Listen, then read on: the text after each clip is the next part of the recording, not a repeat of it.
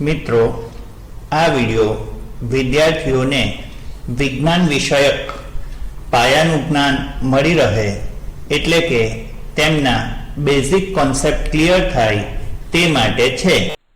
3.3 ગુરુત્વાકર્ષણનો સાર્વત્રિક નિયમ universal law of gravitation. વિશ્વનો પ્રત્યેક પદાર્થ બીજા પદાર્થને પોતાના તરફ આકર્ષે છે। બે પદાર્થો વચ્ચેનું આ આકર્ષણ બળ તેમના દળના ગુણાકારના સમપ્રમાણમાં અને તેમની વચ્ચેના અંતરના વર્ગના વ્યસ્ત પ્રમાણમાં હોય છે। આ બળની દિશા બંને પદાર્થોના કેન્દ્રને જોડતી રેખાની દિશામાં હોય છે। આ વિધાનને ન્યૂટનનો ગુરુત્વાકર્ષણનો સાર્વત્રિક નિયમ કહે છે। ન્યૂટને દર્શાવ્યું કે આ જ કારણસર સીધી રેખામાં જતો ચંદ્ર તેના માર્ગના દરેક બિંદુએ પૃથ્વી તરફ ખેંચાય છે અને તેથી જ ચંદ્ર પૃથ્વીની આસપાસ પરિક્રમણ કરે છે। ચંદ્રનું પૃથ્વીની આસપાસ પરિક્રમણ સમજવા આપણે નીચે દર્શાવેલી પ્રવૃત્તિ કરી શકીએ। પ્રવૃત્તિ 1।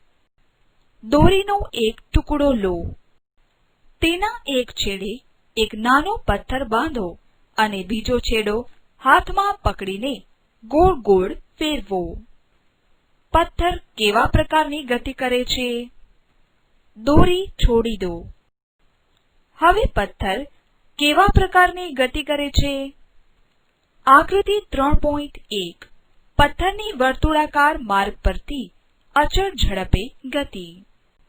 જ્યાં સુધી દોરી છોડતા નથી ત્યાં સુધી પથ્થર અચળ ઝડપથી વર્તુળાકાર માર્ગે ગતિ કરે છે અને તેની દિશા તેના માર્ગના દરેક બિંદુએ બદલાય છે। આ માટેનું બળ દોરી વડે આપણા હાથ તરફ પથ્થર પર લાગતું હોય છે। આવું જ કેન્દ્રગામી બળ ચંદ્ર પર પૃથ્વી વડે લાગતું ગુરુત્વાકર્ષણ પૂરું પાડે છે। જ્યારે દોરી હાથમાંથી છોડી દેવામાં આવે ત્યારે પથ્થર વર્તુળાકાર માર્ગના તે બિંદુ પાસેના સ્પર્શકની દિશામાં સીધી રેખામાં ગતિ કરીને દૂર ફેંકાય છે। આકૃતિ 3.2 માં દર્શાવ્યા મુજબ ધારો કે m1 અને m2 દળ ધરાવતા બે પદાર્થો એકબીજાથી r જેટલા અંતરે આવેલા છે। ન્યૂટનના ગુરુત્વાકર્ષણના નિયમ મુજબ બંને પદાર્થો એકબીજાને આકર્ષે છે। આ આકર્ષણ બળને ગુરુત્વાકર્ષણ બળ કહે છે। આ ગુરુત્વાકર્ષણ બળ બંને પદાર્થોના કેન્દ્ર C1 અને C2 ને જોડતી દિશામાં હોય છે। આકૃતિમાં દર્શાવ્યા મુજબ F12 પદાર્થ 1 પર પદાર્થ 2 વડે લાગતું ગુરુત્વાકર્ષણ બળ C1 થી C2 તરફ। F21 પદાર્થ 2 પર પદાર્થ 1 વડે લાગતું ગુરુત્વાકર્ષણ બળ C2 થી C1 તરફ।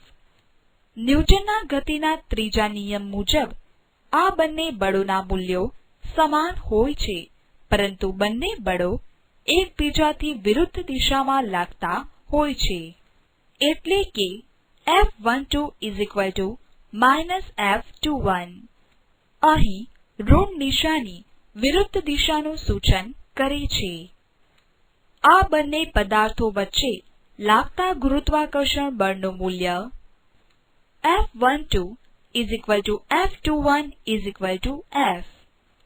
ગુરુત્વાકર્ષણના સાર્વત્રિક નિયમ અનુસાર F ઇન્ફિનિટી m1 m2 તથા F ઇન્ફિનિટી 1r²। સમીકરણ 3.3.2 અને 3.3.3 પરથી F infinity m1 m2 r²। 4 F g m1 m2 r²। સમીકરણ 3.3.5a ગુરુત્વાકર્ષણના સાર્વત્રિક નિયમનું ગાણિતિક સ્વરૂપ છે. અહીં g એ સમપ્રમાણતાનો અચળાંક છે. સમગ્ર વિશ્વમાં કોઈ પણ જગ્યાએ અને કોઈ પણ સમયે કોઈ પણ બે પદાર્થો વચ્ચે લાગતા ગુરુત્વાકર્ષણ બળ માટે g નું મૂલ્ય અચળ રહે છે. આથી g ને ગુરુત્વાકર્ષણનો સાર્વત્રિક અચળાંક કહે છે. સમીકરણ 3.3.5 પરથી g F × r² upon m1 × m2 into n × m² upon kg². આમ ગુરુત્વાકર્ષણના સાર્વત્રિક અચળાંક g નો SI એકમ newton metre square kilogram minus square છે. g નું મૂલ્ય 6.67 × 10⁻11 newton metre square kilogram raised⁻² છે, જે ખૂબ ઓછું છે. પ્રાયોગિક રીતે g નું મૂલ્ય સૌપ્રથમ વૈજ્ઞાનિક હેનરી કેવેન્ડિશે મેળવ્યું હતું. જો આપણે કોઈ પણ બે પદાર્થોના દળ અને તેમના કેન્દ્ર વચ્ચેનું અંતર જાણતા હોઈએ તો તે બે પદાર્થો વચ્ચેના ગુરુત્વાકર્ષણ બળનું મૂલ્ય સમીકરણ 3.3.5 પરથી જાણી શકીએ. ઉદાહરણ 1. જો ધનિત અને રાજેશના દળ અનુક્રમે 42 kg અને 50 kg હોય અને તેઓ એકબીજાથી 1 મીટર દૂર હોય તો તેમની વચ્ચે ઉદ્ભવતું ગુરુત્વાકર્ષણ બળ કેટલું હશે? ઉકેલ. અહીં m1 42 kilogram, m2 50 kilogram, r 1 metre. For F g m1 × m2 upon r² 6.67 × 10⁻11 into 42 × 50 upon 1². For F 1.4 × 10⁻7 Newton. For F 1.4 × 10⁻7 Newton. જે દર્શાવે છે કે ધ્વનિત અને રાજેશ વચ્ચે લાગતું ગુરુત્વાકર્ષણ બળ નહિવત છે. ઉદાહરણ 2. સફરજન અને પૃથ્વી વચ્ચેના ગુરુત્વાકર્ષણ બળનું મૂલ્ય શોધો. આ ગુરુત્વાકર્ષણ બળની અસર હેઠળ બંનેમાં ઉદ્ભવતા પ્રવેગના મૂલ્યો શોધો. પૃથ્વીનું દળ 6 × 10⁻24 કિલોગ્રામ, પૃથ્વીના કેન્દ્ર અને સફરજન વચ્ચેનું અંતર 6.38 × 10⁻6 મીટર. ઉકેલ. સફરજનનું દળ m1 150 ગ્રામ 0.150 કિલોગ્રામ. પૃથ્વીનું દળ m2 6 × 10⁻24 કિલોગ્રામ. પૃથ્વીના કેન્દ્ર અને સફરજન વચ્ચેનું અંતર r 6.38 × 10⁻6 metre.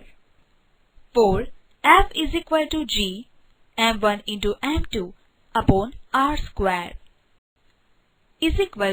6.67 × 10⁻11 into 0.150 into 6 into 10⁻24 upon 6.38 into 10⁻6 bracket over raised to 2 is equal to 1.47 Newton is equal to 1.47 kilogram meter second raised to -². સફરજન પર લાગતા પૃથ્વીના આ ગુરુત્વાકર્ષણ બળના કારણે સફરજનમાં ઉદ્ભવતો પ્રવેગ A1 F/m1 1.47 kilogram meter second raised to -2 upon 0.150 kilogram is equal to 9.8 meter second -2. આમ સફરજન 9.8 મીટર બાય સેકન્ડ સ્ક્વેર પ્રવેગ સાથે પૃથ્વી તરફ ગતિ કરશે. તે જ રીતે પૃથ્વી પર સફરજન વડે લાગતા તેટલા જ ગુરુત્વાકર્ષણ બળના કારણે પૃથ્વીમાં ઉદ્ભવતો પ્રવેગ A2 F/m2 1.47 kilogram metre second raised to -2 upon 6 into 10 raised to 24 kilogram is equal to 2.45 into 10 raised to -25 meter second -2. આમ પૃથ્વી 2.45 into 10 raised to -25 meter second raised to -2 જેટલા પ્રવેગ સાથે સફરજન તરફ ગતિ કરશે. નોંધ: અહીં A1 not is equal to A2 તથા A2 double less than A1 છે. આથી સફરજનની પ્રવેગિત ગતિ જોઈ શકાય છે, પરંતુ પૃથ્વીની પ્રવેગિત ગતિ જોઈ શકાતી નથી. અહીં સફરજનની સરખામણીમાં પૃથ્વીનું દળ અનેક ગણું મોટું હોવાથી આવું પરિણામ મળે છે. ઉદાહરણ 3. નાળિયેરી પર અમુક ઊંચાઈએ રહેલા 1.5 કિલોગ્રામ દળ ધરાવતા એક લીલા નાળિયેરને તોડતાની સાથે જ તેના પર લાગતા પૃથ્વીના ગુરુત્વાકર્ષણ બળની અસર હેઠળ તે પ્રવેગિત ગતિ સાથે નીચે જમીન પર પડે છે. પૃથ્વીનું નાળિયેર પર લાગતું ગુરુત્વાકર્ષણ બળ શોધો. નાળિયેર કેટલા પ્રવેગ સાથે નીચે આવશે? પૃથ્વીનું દળ 6 into 10 raised to 24 કિલોગ્રામ તથા પૃથ્વીના કેન્દ્ર અને નાળિયેર વચ્ચેનું અંતર 6.38 into 10 raised to 6 મીટર. ઉકેલ: નાળિયેરનું દળ M1 is equal to 1.5 kilogram. પૃથ્વીનું દળ M2 is equal to 6 into 10 raised to 24 kilogram. પૃથ્વીના કેન્દ્ર અને નાળિયેર વચ્ચેનું અંતર R is equal to 6.38 into 10 raised to 6 meter. F is equal to G M1 into M2 upon R square is equal to 6.67 into 10 raised to -11 into 1.5 into 6 into 10 raised to 24 upon in bracket 6.38 into 10 raised to 6 bracket over square. આથી નાળિયેરી પરથી નાળિયેર તોડ્યા બાદ તેના પર લાગતા પૃથ્વીના ગુરુત્વાકર્ષણ બળની અસર હેઠળ નાળિયેરમાં ઉદ્ભવતો પ્રવેગ A is equal to F/m1 is equal to 14.7 kilogram meter second raised to -2 upon 1.5 kilogram is equal to 9.8 meter by second square. આમ નાળિયેર 9.8 મીટર બાય સેકન્ડ સ્ક્વેર પ્રવેગ સાથે પૃથ્વી તરફ ગતિ કરે છે. નોંધ: ઉદાહરણ 2 અને 3 ના પરિણામો જોતા 150 ગ્રામ દળના સફરજન પર લાગતું ગુરુત્વાકર્ષણ બળ 1.47 ન્યૂટન છે, જ્યારે 1.5 કિલોગ્રામ દળના નાળિયેર પર લાગતું ગુરુત્વાકર્ષણ બળ 14.7 ન્યૂટન છે. અહીં સફરજન કરતા નાળિયેર પર લાગતું ગુરુત્વાકર્ષણ બળ 10 ગણું વધુ હોવા છતાં બંનેમાં ઉદ્ભવતા પ્રવેગના મૂલ્યો 9.8 મીટર બાય સેકન્ડ સ્ક્વેર જેટલા સમાન જ મળે છે. આમ શા કારણે થતું હશે? વિચારો. સારું થયું કે ન્યૂટનના માથા પર સફરજન પડ્યું અને ન્યૂટને ગુરુત્વાકર્ષણનો નિયમ આપ્યો. જો ન્યૂટન નાળિયેરના ઝાડ નીચે બેઠા હોત તો શું થાત? ઉદાહરણ 4. પૃથ્વીના ગુરુત્વાકર્ષણ બળની અસર હેઠળ ચંદ્ર પૃથ્વીની આસપાસ પરિક્રમણ કરે છે.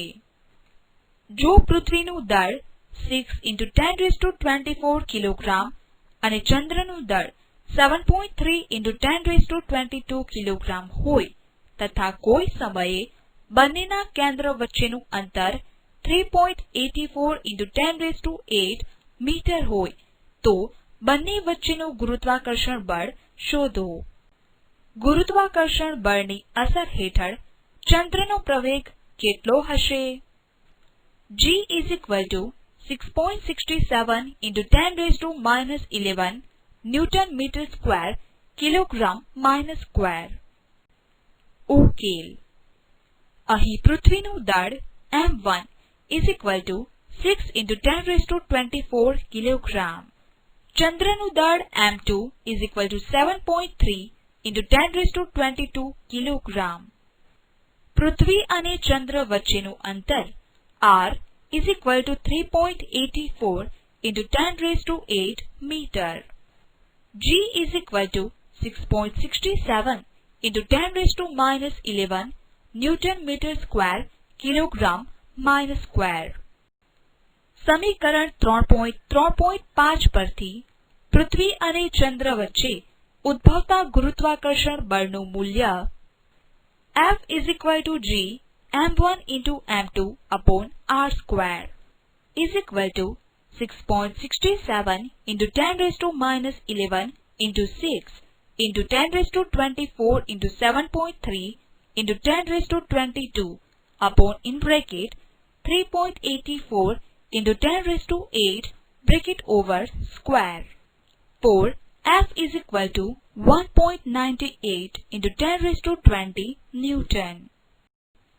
આ ગુરુત્વાકર્ષણ બળની અસર હેઠળ ચંદ્રનો પ્રવેગ A is equal to F upon M2 is equal to 1.98 into 10 raised to 20 upon 7.3 into 10 raised to 22 is equal to 0.0027 meter by second square. નોંધ. ઉદાહરણ 2 અને 3 માં સફરજન અને નાળિયેરના પ્રવેગના મૂલ્યો 9.8 મીટર બાય સેકન્ડ સ્ક્વેર હતા, જેની સરખામણીમાં ચંદ્રનો પ્રવેગ 0.0027 મીટર બાય સેકન્ડ સ્ક્વેર છે, જે 9.8 મીટર બાય સેકન્ડ સ્ક્વેર કરતા ઘણો ઓછો છે. 3.3.1 ગુરુત્વાકર્ષણના સાર્વત્રિક નિયમની અગત્ય. Importance of the universal law of gravitation. ગુરુત્વાકર્ષણના સાર્વત્રિક નિયમ વડે એવી ઘટનાઓ સમજી શકાય છે કે જે પહેલા સમજાવી શકાય ન હતી. દાખલા તરીકે, 1. એવું બળ કે જે આપણને પૃથ્વી સાથે જકડી રાખે છે. 2. ચંદ્રનું પૃથ્વીની આસપાસ પરિક્રમણ. 3. ગ્રહોનું સૂર્યની આસપાસ પરિક્રમણ. 4. ચંદ્ર અને સૂર્યના કારણે ઉદ્ભવતા ભરતી અને ઓટ. નમસ્કાર મિત્રો, આ વિડીયો જો તમને પસંદ પડ્યો હોય તો આ વિડીયોને લાઈક અવશ્ય કરો, અને જો તમે પહેલીવાર ESW ચેનલ વિઝિટ કરી હોય તો માત્ર એક વખત આ સબસ્ક્રાઇબ બટન પર ક્લિક કરો અને તેની બાજુમાં રહેલ બેલ આઇકોન પર દબાવી લાઈક ઓલ કરવા મહેરબાની કરશો. જો તમે આના પછીના મુદ્દા ઉપર જવા માંગતા હો તો નીચેના થંબનેલ ઉપર અહીં ક્લિક કરો. Thank you.